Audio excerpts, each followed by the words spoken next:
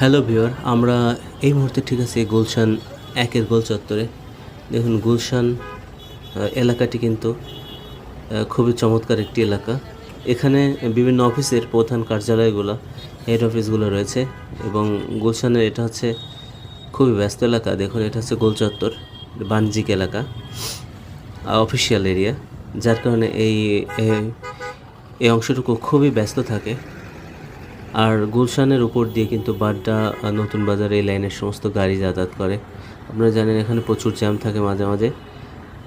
আর গুলশানে আসলে আপনারা দেখতে পারবেন আলোর চাকচিক্য, আভিজাত্যের ঝিলমিল। দেখুন আমরা গুলশান গোল চত্বরটি পার হয়ে সামনের দিকে এগিয়ে এসেছি এবং এর পাশে একটি চমৎকার লেক রয়েছে। গুলশানের গোল চত্বরের পাশেই এই রাস্তাগুলোতে কিন্তু প্রচুর পরিমাণ ফুটপাতের দোকান বসে এবং ফুটপাতের দোকানের কারণে রাস্তা যানজটে ভরে থাকে, আপনারা জানেন অনেকেই। দেখুন রাস্তার উপর দিয়ে দোকান বসে আছে, যার কারণে যাত্রীদের খুবই সমস্যা হয় যাতায়াত এবং অনেক সময় যানজট হয়ে যায়। তারপরেও কী করার, সবার প্রয়োজনকে বুঝতে হবে।